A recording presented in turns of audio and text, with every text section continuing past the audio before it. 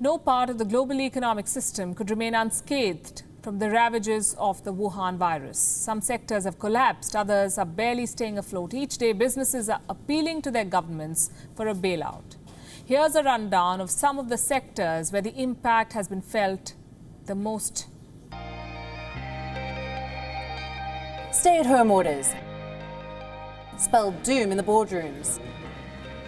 The CEO summarized the economic ramifications. Lower consumer spending. Shopping malls closed. Car sales plummeted. Airlines remained grounded. Tourist destinations deserted. And oil demand collapsed. Here are the 5 sectors that took the worst hit.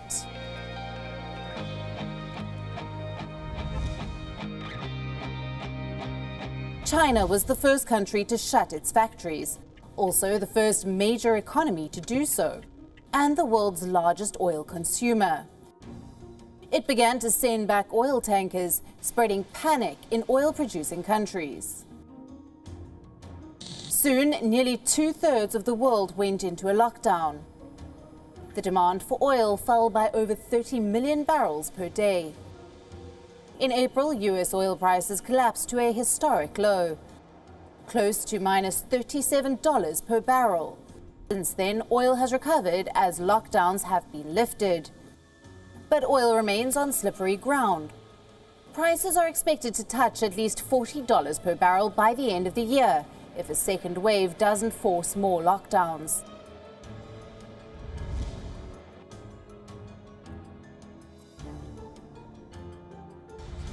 One sector that's closely linked with oil is the automobile industry. The pandemic has smashed the sector like never before. Fuel became cheaper, but people weren't driving. They were locked down. Global auto sales are expected to fall by 20% in 2020. Before the pandemic, car sales were only expected to drop by 2.5%. It may also take some time before the car manufacturing units go on full steam with a full roster of workers. Many factories are still reopening gradually. Aviation is another allied industry, shutting air travel. That's the first measure governments adopted to stop the spread of the virus. Global air passenger traffic has plunged 94% in April. That's the latest available data. Airlines across the world have reached out for relief. The list includes popular German airline Lufthansa. If airlines are not doing well, why will they plan to expand their fleet? Leading aircraft makers Boeing and Airbus have cautioned their respective governments that they may fold if no help arrives. Now, several countries restarted domestic flights. International air travel is expected to resume in mid-June. But the turbulence will remain for a while. Tourism is closely related to international travel. International tourism could decline by 60 to 80% this year. This could result in a revenue loss of over $1 trillion. It's one of the most labor-intensive industries in the world. Over 100 million jobs are at risk. Many countries are wholly reliant on tourists to drive their economy.